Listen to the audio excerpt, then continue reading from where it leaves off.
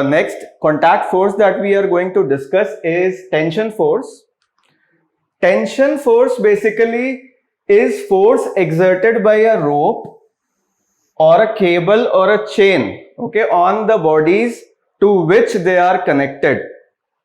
If suppose I hang a block with a rope from a ceiling, okay, from a support, suppose, so generally if we leave this block somewhere in air, it will fall down. But what is this this string doing? It is giving support to this block by applying an upward force.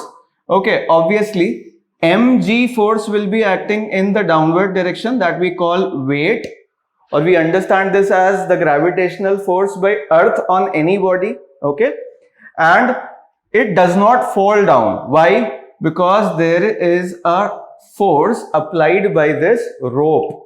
In which direction? In the upward direction. Okay, so that force which is applied by a rope or a chain, or I say a cable, then that force is called tension. Okay, now tension basically is a pulling force. T is a pulling force. Okay, what I mean by saying this is that ropes cannot push anybody. Okay, they can only pull. So that is why tension is a pulling force. Whenever a string is connected with a body, at that point tension force is pulling it. Okay, suppose let us take a very simple example. This is block A and I connect another block B. Okay, so this string is pulling these two bodies. If I ask B, okay, and B suppose is moving in this direction with some velocity V, then B is being pulled by tension force in the backward direction. Wherever there is a point where string is connected and string is taut, okay, it is not slacked. This is, if the string is like this, it is called slacked string. So if the string is taut, then the string applies a force which is called tension, and it is always away from the body. Similarly, if I ask you, in which direction will this rope pull block A? Okay, so aap bologe, you will say that A block is being pulled by this rope in the rightward direction. Okay, I can say that this force is T tension and this one is also T tension. Okay, so in this diagram you see that a crane is actually trying to lift this ball. Okay, this ball will generally fall down due to effect of gravitational force by earth, that is its weight, but it does not fall down. Why? Because it is connected with a string and this string is applying tension force in the upward direction at the point where it is connected with the body. At this point, it is pulling the body in the upward direction. Tension actually applies along the string always. Suppose there is a block, okay, and it is kept on a surface, a rigid surface. Suppose it has some weight and you try to pull this block in this direction with a string. Okay, then the tension force on this block will be like this at the point where the string is connected and in the direction along the string. So tension will act in this direction. Okay, we have studied that normal force by the surface, by the contact surface, always acts perpendicular to the surface. So normal will act like this at the bottom surface in the upward direction and mg will act in the downward direction. That is the weight force or gravitational force by earth, which in other words we can say as gravity. Okay, so tension always acts along the string. If this string is like this, okay, so the tension force will be acting in this direction only.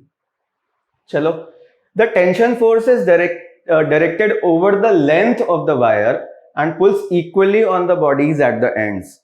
that is what I just said. Suppose there is a block, this is block A and there is a block B, and these two, both the blocks are then hanging from a rigid support at the top. Okay, there are two strings. Okay, if I draw forces on this block A, okay, there are two strings connected with this block. How many strings are connected? There are two strings connected with this block. Suppose this string we call as string 1 and this string we call string number 2. Then what will we say? That the tensions will be different in these two strings. Okay, always whenever the string changes, the tension is supposed to change. Okay, so obviously the string 1 will pull the block A at this point. So tension force T1, that is the force of the string 1, will act in the upward direction on this block A, right? उसको ऊपर की तरफ खींच रहा होगा, इसी की वजह से ये ब्लॉक्स नीचे की तरफ नहीं गिर रहे हैं, राइट? इसके ऊपर एक खुद का mg भी होगा इसका. सपोज इसके लिए मैंने लिखा कि इसका जो mg है ma into g है, ma इसका मास ले लेते हैं, ठीक है? सिमिलरली इसके साथ एक और स्ट्रिंग कनेक्टेड है बेटा, दिस इज स्ट्रिंग नंबर 2, तो वो भी जहां से कनेक्टेड होगी वो उसको खींचेगी. So actually block A is being pulled by this string in the downward direction with tension T2, right? तो इस ब्लॉक से क्योंकि दो स्ट्रिंग्स कनेक्टेड थी तो दोनों ने अपनी अपनी तरफ पुल किया. Like string 1 is pulling block A in the upward direction with force T1, right? Similarly अगर ब्लॉक A को स्ट्रिंग नंबर 2 से कितना फोर्स लग रहा है ये पूछें तो we will say that tension T2 is acting due to string number 2. अच्छा, वैसे अगर ब्लॉक B की बात करूं तो बेटा B is also at rest, रुका हुआ है ये, because it is supported by this string. तो ये स्ट्रिंग जरूर इस पे ऊपर की तरफ फोर्स लगा रहा होगा, otherwise this block would have fallen down. मान लेते हैं कि इसका जो mg है वो नीचे की तरफ लग रहा है बच्चे, mbg इसका मास हम ले लेते हैं सपोज mb, तो इस पे mbg नीचे है इसका वेट. तो इसको कौन रोक रहा है नीचे गिरने से? which force is stopping it from falling down? तो आप बोलोगे सर दिस स्ट्रिंग 2, ठीक है, हाउ? तो जहां पे कॉन्टैक्ट है बेटा वहां पे स्ट्रिंग फोर्स लगाएगा, कितना लगाएगा? Tension T2 and in the upward direction. तो this statement is clear now कि tension force is directed over the length. Length के along ही डायरेक्ट होता है. जैसे इस स्ट्रिंग की बात करूं तो लेंथ उधर लेंथ के डायरेक्शन में ही लगा. इसके लिए इस पॉइंट पे बात करूं, देखो नीचे की तरफ लगा, स्ट्रिंग के along ही है. इसके लिए भी बात करूं तो स्ट्रिंग के along ही है. So tension force always acts along the string, हमेशा स्ट्रिंग की लेंथ के along ही लगता है and pulls equally on the bodies at the ends. ये अच्छी बात है. देखिए कि अगर ये बात करूं स्ट्रिंग 2 की वजह से जो फोर्स लग रहा है, इधर से भी ये पुल करेगा T2 फोर्स से, इधर से भी पुल करेगा T2 फोर्स से. These two tensions are equal in magnitude and opposite in direction. देखो pulls equally on the bodies at the ends. अगर एक स्ट्रिंग के एंड्स पे दो बॉडीज कनेक्टेड है बेटा तो दोनों ही साइड में वो स्ट्रिंग क्या करती है? इक्वल एंड ऑपोजिट फोर्सेस लगाती है. एक सिंपल एग्जांपल और लेता हूं मैं. सपोज करिए बेटे कि एक ब्लॉक हो गया A, दूसरा ब्लॉक है यहां पे बच्चे B, और इसको हम लोग किसी फोर्स से, एक्सटर्नल फोर्स से खींचने की कोशिश कर रहे हैं. अभी तो B भाग जाएगा, but what we do is we want that A should also go with block B, B के साथ ही चला जाए ऐसा हम चाहते हैं. तो मैं क्या करा, इनके बीच में एक स्ट्रिंग कनेक्ट कर दी. I have connected A and B with a string. So what will happen, B will see that string is pulling it backwards with some tension T. यहां पे ऐसे टेंशन पीछे की तरफ लगेगा, वो उसको पुल करेगी पीछे की तरफ.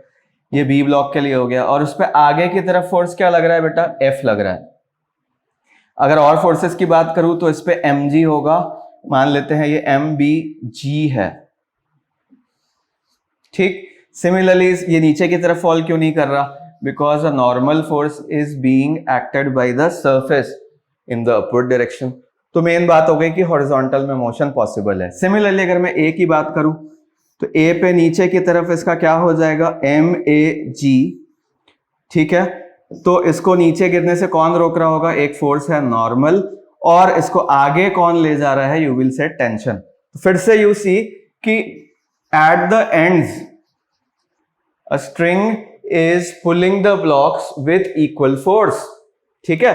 तो ये क्या हमेशा वैलिड होगा कि एक स्ट्रिंग जो है हमेशा इक्वल फोर्स लगाएगी eight the ends? Yes, in the case when the string is ideal. अगर मैं बात करूं बेटा आइडियल स्ट्रिंग की, ideal string, what is that, let me explain. एक आइडियल स्ट्रिंग क्या हो जाता है, मासलेस, ठीक है। स्ट्रिंग का जब मास नहीं होगा, when it is massless, and second is it is unstretchable.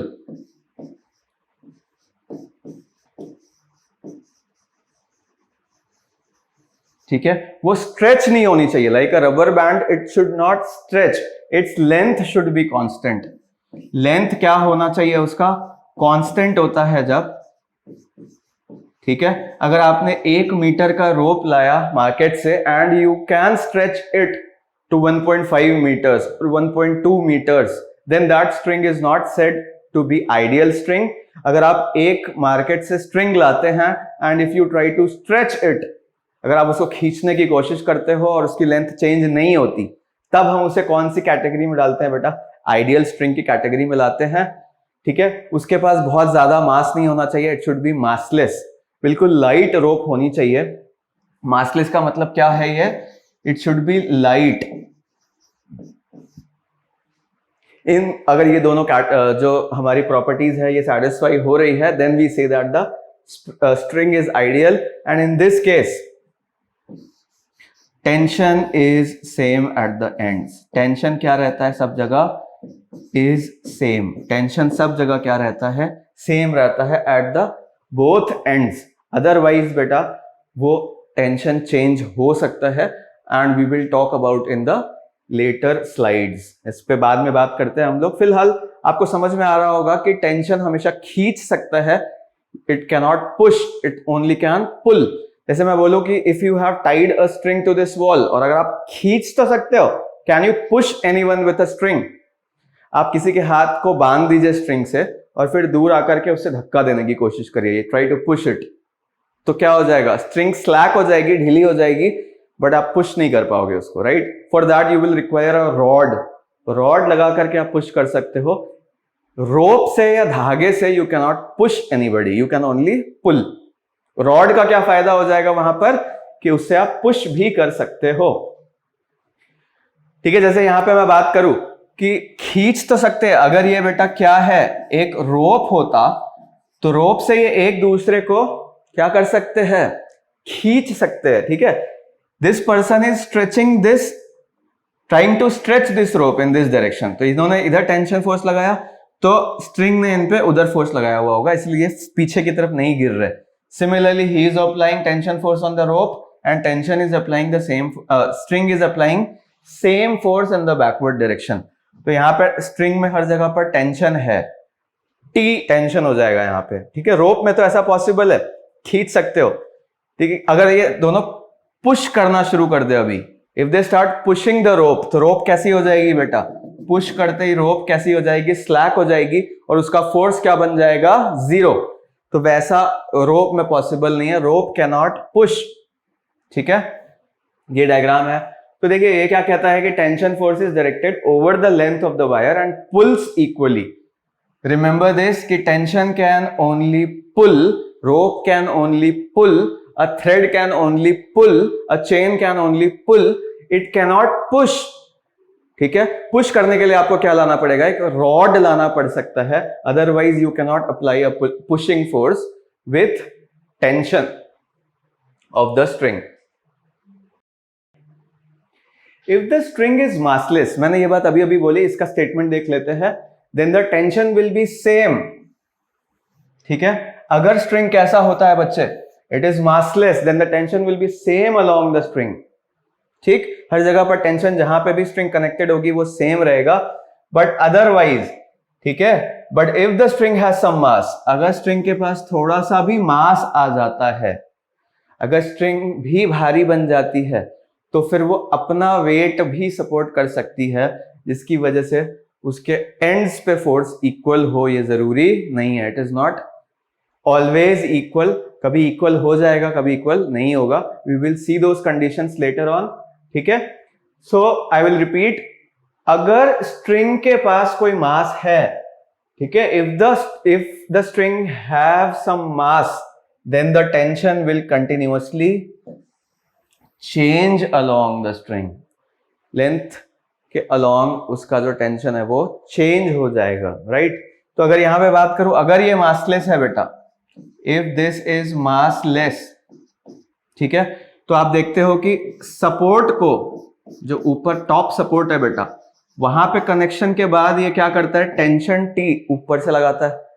ठीक है. इस ब्लॉक को अगर एनालाइज करें, M ब्लॉक है, तो यहां पे भी जहां स्ट्रिंग कनेक्टेड है ये कितना ही फोर्स लगाता है, exactly same tension in the upward direction. Obviously यहां पे एक mg भी है, जिसकी वजह से स्ट्रिंग टाइट है, राइट. तो टेंशन यहां पे क्या देख रहे हो आप कि इस एंड पे, ऊपर वाले एंड पे और नीचे वाले एंड पे बेटा क्या है, सेम है. लेकिन अगर यही मास वाली रोप आ जाती, जैसे कि मैं एक्सप्लेन करता हूं आपको थोड़ा सा. सपोज करो बेटा ये एक बहुत ही थिक रोप है ऐसी, ठीक, और इसके नीचे बेटा हमने यहां पे एक ब्लॉक M क्या किया है, हैंग किया है. तो इस जगह पे टेंशन क्या होगा, T1 ले लो, T1 ले लो, और यहां पे अलग टेंशन होगा, उसको T2 बोलना पड़ेगा. अगर मैं इस पॉइंट पे बोलूं तो T3 बोलना पड़ेगा. दैट इज, इसके पूरे लेंथ में जो टेंशन होगा वो इसके मास पर डिपेंड करेगा. अगर इसका मास सपोज करो ms है, तो उसके हिसाब से फिर इस पर tension will be different at different points. ठीक है.